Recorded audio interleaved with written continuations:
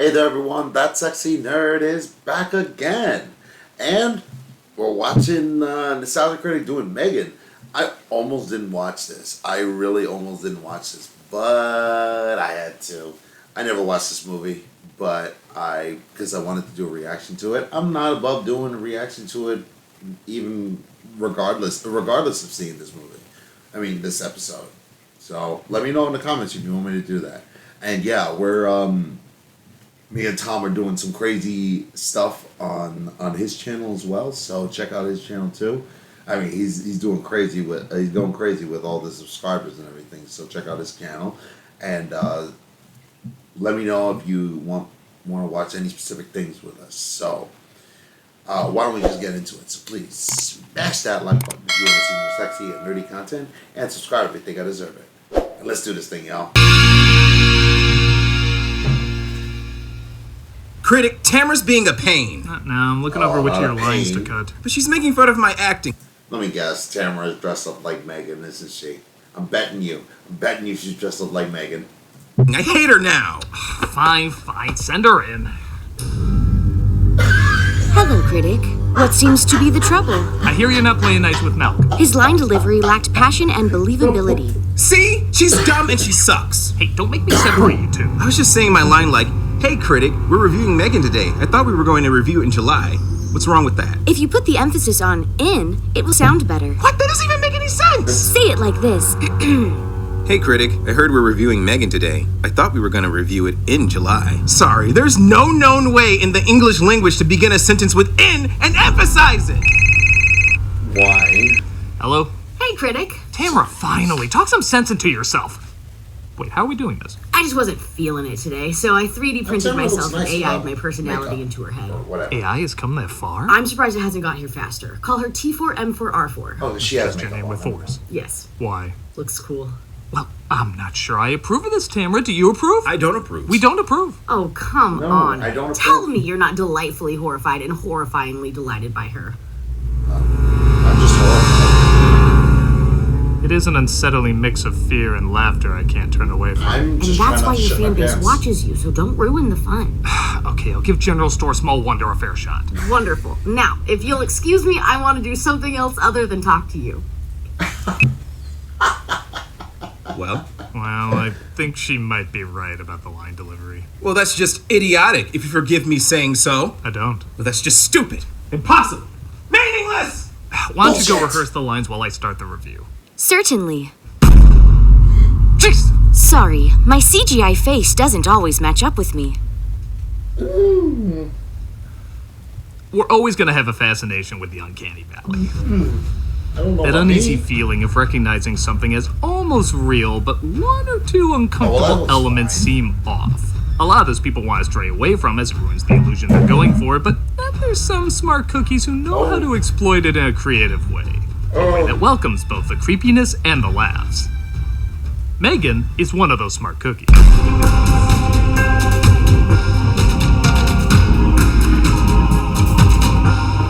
Asking so many questions, like what do you call the third film when it comes out? Megan got many chuckles and many uncomfortable clicks when the trailer first premiered. People didn't believe it was even a real movie. It just looked so hilariously off. But thankfully the filmmakers played into that and made a movie that knows the best way to get comedy out of this is to play it straight. It's really funny too because I swear there was a movie called Squirrels that had killer attack squirrels and everything, and I was like, I had a nightmare about this. But I don't think I ever saw them actually make the movie. So straight that many people didn't even follow what was supposed to be funny about it. Some audience members saw this as a pretty run-of-the-mill horror film, but frankly, if you're not laughing at the poster, you're not gonna laugh at the flick. The character went viral with people doing reaction videos to her, several fan edits, and of course, countless TikTok dances. Everybody wanted in on the joke, and it paid off all the way to the bank. So, what is it that makes Megan both hilariously scary and not scary at the same time? Well, let's take a closer look. Critic, she's standing in the hallway all scary. Come on, anything looks scary at the end of a hallway. Look! That's scary. Go away. No, it's not. No, he's not. This is Megan. What? She was my only but she got old and died. So yeah, for anyone who questions if this film is meant to be funny, Perpetual pets are a dream come true because I refer you to this troll pubic. I actually thought that was a real ad for a second. I thought it really. Oh man. Care. Remember in Gremlins 2 when the guy asked what happens if a Furbies. mogwai eats after midnight while flying over a different time zone? This is what happens. You can even feed your friend, but not too much. Uh-oh, clean up on aisle 7. I like this intro because it very clearly shows this isn't reality, but rather reality if it went just one step crazier. I don't know. And if you know reality, that's saying a lot. Yeah, exactly. We know this wouldn't sell, but if a lot of popular toys Wait, that were what? saying a lot. And now, Chop and now the first batch is plummeting in price. Is that good or bad? I don't know. We know this wouldn't sell, but if a lot of popular toys that were creepy were just a hint creepier, they look like this. It's a world that makes sense how something like Megan can exist. Speaking of existing, a film starting out with a kid in a car seat and two parents driving, these always end great. No, yeah, somebody's gonna die. What else is interesting? I think it's him. How every parent reacts when the opening of Caillou is heard. This is Katie, played by Violet McGraw, and as you might have guessed, they get in a crash. Yeah. The movie buffers, there we go. And we're taken to Stop Silicon doing Uncanny that. Valley. This is a company named Funky that specializes in making toys in Seattle, and we're introduced to Gemma, played by Allison Williams, who's inventing the latest nightmare fuel for kids. Happy. Okay. Sad. Scared the This damn thing looks like headphone it's out of me. inspiring the next generation of Elsa Gate videos, doesn't it? Confused. Wait, stop. Why is her face doing that? Her face has a permanent smirk. What do you expect? She's in teenager mode. Oh, no. Shit! The boss comes down and gives the reaction everyone had to seeing the trailer. What in the name of ever-loving Christ is this? Do you want Baby Skynet? Because this is how you get Baby Skynet. But they try to convince him this could be a big hit. Megan, say hi to David. Destroy all children. I'll draft my resignation. Actually, I'm pretty close as Megan starts to glitch up and, well... Jeez. Ooh, a Samsung product! Gemma gets a call that her sister was killed in a car crash and she might be the most eligible caretaker for her niece, Katie. You just sign your name and date it at the bottom. And what do you do for a living? I make killer robots. That's fine. She signs the paperwork and takes Katie to her new home. Dog! Oh. That's actually the neighbor's dog, who again, if you've ever seen a horror film, know they're both gonna be fine. But Gemma and Katie have a hard time getting used to their new situation. If you need anything. Why is she taking care of her again now?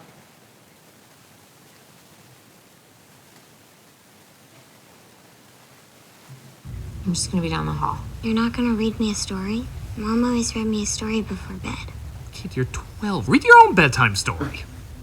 Oh, those aren't toys, Katie. Technically, yeah, they're toys. They're just, collectibles, so you don't actually play with them. I heard Allison Williams got some pushback for not having a lot of emotion in this, but I think that's kind of the idea.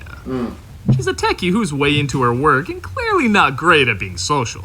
I don't think I really have any kids' books here right now, but that's okay. I can download one on my phone. That's fine.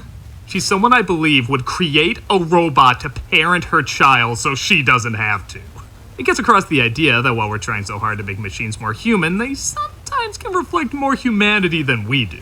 With that said, I'm not entirely sure why she doesn't just let her live with her grandparents. I'm not equipped to handle this. Have you heard from Ryan's parents? They called and offered to help, but they live in Florida. They're kind of weird. I don't know what their deal is. Woman with killer robots or Florida?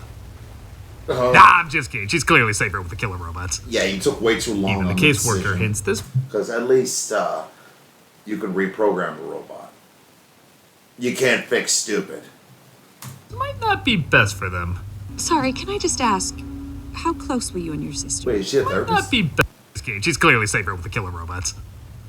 Even the caseworker hints this might not be caseworker. best for them. Sorry, can I just ask, how close were you and your sister? Who? They have to bond over something, though. So how about Chewbacca's ball sack here? So we're working on a version of the perpetual pet that's cheaper. What do you think? Well, thank you. I've been thinking about my dead parents every night, but you've given me a new nightmare to haunt my soul. Yay, variety! Replacement. She takes interest in another kid's toy, though, that, like this thing in Aliens, is totally not a setup for a third act fight, guys. What's that? That is not It's a children's Terminator. toy. I call it that because it works twice and then gets progressively shittier every additional time. Give me 5. Oh, come on. You can do better than that. Ouch, girl. Not so hard. Can it kill plows? Oh, The the plows. If I had a toy like Bruce, I don't think I'd ever need another toy again. Katie gives Gemma an idea to make Megan the ultimate toy friend, saying after parents empty their wallets, they'll lean back from buying competitive brands. I'm Katie. It's nice to meet you, Katie. I thought you about know how me. Chucky scares us, and then it made me ask, what would scare Chucky? I like that jacket. Where'd you get it? I can't remember.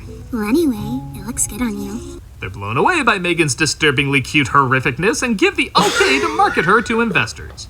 Model 3 generative android from Funky, fully autonomous humanoid robot. I guess I should talk real quick about the strangeness of this both being a PG-13 horror film and the use of the awkward CGI. Though it goes without saying, I would prefer if this was a hard R and used only practical effects. It's clear this movie wants to soak up a lot of modern-day camp without winking too hard that they're in on the joke. Sad to say, hokey CGI and PG-13 horror films do go hand in hand and are a product of the times. Again, a film you want people to ask, is this a real movie? So while it's not what I would prefer, I see why they did it. It is clever, and its creative awkwardness does make me laugh. Katie, flush the toilet. Wash your hands. Right to Cthulhu. What? Silence. Megan's designed to withstand whatever life can throw at her. She will questionably stand outside your kid's bathroom while she pees. But don't worry, we don't know why either. Some question how big a role she's playing as a member of the family, though. I mean, I thought we were creating a tool to help support parents, not replace them. Look, why would you think making something that looks human, acts human, and raises a human would replace humans? You've been watching too much everything that's ever been made. Megan, as well, seems to be asking too many questions. How did Katie's parents die? Shit, she's still paired with Katie. You didn't code in parental controls? Well, I think it's very clear I'm not good at what I do. They take the EA route Clearly and not. patch it later. The neighbor's dog doesn't take kindly to the new shit, shoe toy, come though. Stop Katie, will I dream? Oh, don't make me parent. I made an app for that. This results in Katie being injured, and, well, it's a doll-eat-dog world, baby. Jail? Die, boo-boo, die. Good dog. Investors are brought in to see Megan, but things start to go wrong when Katie breaks down because she misses her parents. Every day I wake up in this strange house, and I remember that my parents were dead. I take it I'm supposed to Dr. Phil this? Anytime you want to tell me something special about your parents, you just tell me, and I'll keep it safe. Megan doesn't miss a beat and legit gives Katie some good advice, even making some of the investors tear up. We need to launch this before anyone can steal it from us. She's the most valuable asset this company has. That was amazing, but who's the awful guardian that made her feel that way? Oh, that's the Asian guy? On that note, when Gemma does try to parent more, Katie becomes more and more resistant. Would you like to tell me what these drawings mean to you? There's no wrong answer. Or maybe you don't have any specific thoughts. And again, if you're not laughing your ass off at Megan just watching them in the background out of focus, I don't know what to tell you. You might be the robot.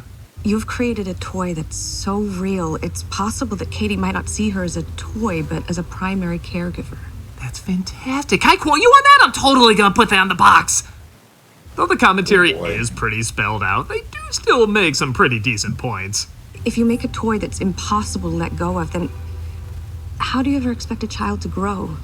She could grow up obsessing over things from her childhood and eventually become— Don't say it! a YouTuber! Critic! That Tambot ate my foot! Oh, come on now. How do you know it was her? Because she said she was going to eat my foot, rip my foot off, then ate my foot! Well, let's just ask her. T4M4R4, did you eat Malcolm's foot? Oh. Yes. See, she had nothing to do with it. She said yes! And? Are you doing that thing where you're showing how all these characters always act delusional in these films, so you're acting delusional? Yes, it probably was the win. Now go back to rehearsing your lines. In July. In July. In July. Why are we going back to her, though? Gemma is under orders to make sure nothing happens to their most valuable asset, so she brings Megan to an outdoor camp full of rowdy kids. Just toss it with the rest of the toys. Weren't they afraid people were gonna steal this idea? Maybe seeing her in this lineup gets them thinking, ew, nobody's gonna want to duplicate Lars and the real girl over there. It does lead to the most realistic reaction in the movie, though. Really? Who's this? Your sister? Oh, Jesus Christ. Not yet, but I'm working on it. Not yet, but I'm working on it. As these movies go, Katie's confronted by a bully, and, of course, Megan swoops in to save her. Is she yours? No, you're mine. Stop it! Why They is say she behavioral letting issues that? are like... Most valuable asset. Whoa, what's what? this rated again? Oh, right, W for watch list. You're just a stupid rubber doll. Don't call me stupid. He lends her his ear and makes a run for it, just as Megan starts galloping after him. And yes, the sound of an actual horse galloping is included with that. Monty Python with their coconuts are saying, man, I wish we were that silly. You can't watch it. You could get hit by a... Yo, I just got reminded of that whole thing. That's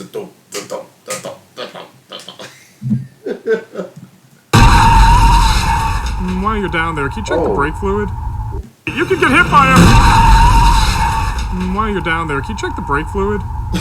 Gemma has suspicions about what happened, but Katie doesn't seem to be talking. If there's anything that you want to tell me that you didn't want to tell the police officers... Stitches, girl. Stitches. I know it was you, Gemma. The neighbor keeps frantically searching for her dog and blames Gemma for her disappearance, which of course calls for another off-screening to death. Knock, knock. Who's there? Floor. I love this random detective who acts like he just joined an improv group. You were in the park where that boy was killed? Found the kid's ear up this bank. The entire thing was ripped clean off. Sorry, I shouldn't laugh. You look and act like a Raimi brother who just discovered, hey, I can B-movie too. Gemma tries to go through Megan's databanks, but they seem to be corrupted. You didn't say the magic word. Is everything okay? Why did you ask me if I was okay? You're not programmed to ask me how I feel. Ah, shit, I create life again. People try all their lives to do that. How'd I accidentally do it twice? Gemma finally takes matters into her own hands and takes Megan to the company, saying they can't do the launch. But the boss, of course, still wants to do it and forces them to fix the problem, only to have Megan fix them.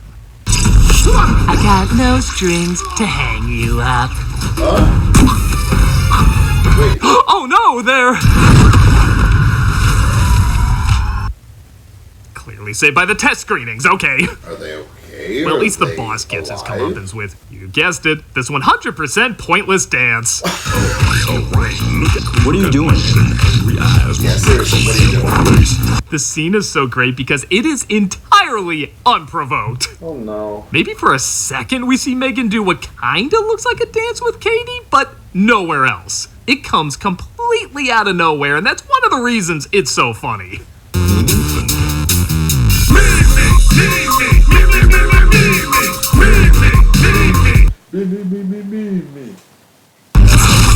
She kills the boss, frames the assistant so bad all the blood from this scene is scared into the extended cut, and then kills him too.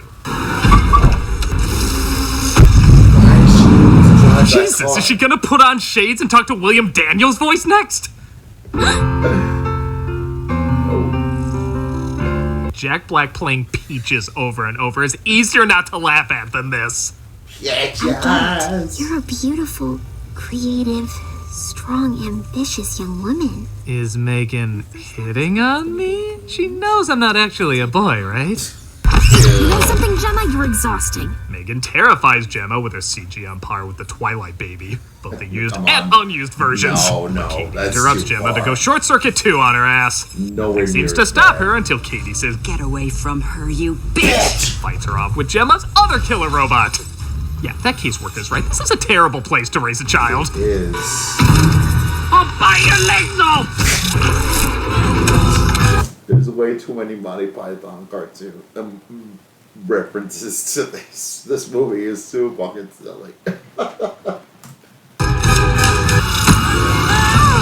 Damn it, why'd I have to be an equally amazing and awful inventor? No, you'll... Void my guarantee.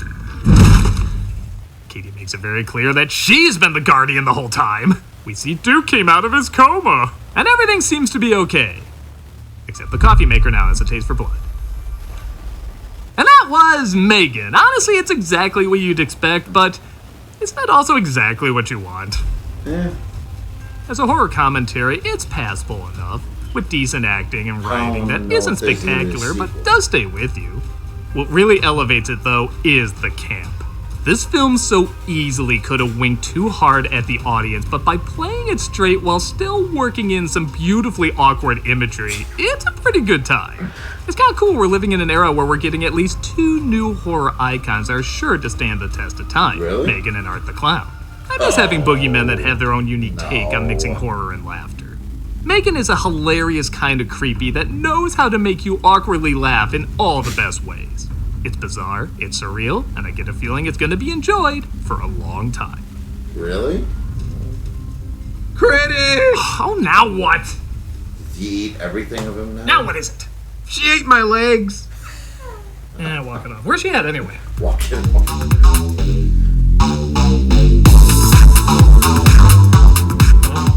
God. Doesn't she know that dance is not a thing anymore? It's over 4 months old. In internet years, that's like a century. What are we gonna do? I have a plan. Come over right now. Who'd you text? Oh, you'll see.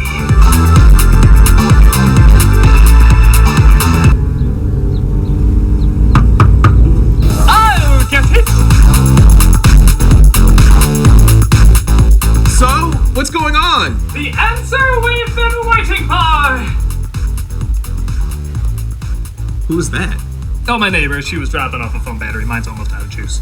Oh. Oh, Well. I thought You thought I was going to get Wednesday Addams and they were going to do a little dance-off, right? Yeah. No. Oh, what? I have something better. People having Megan and Wednesday dance off thinking they're the first ones to do it!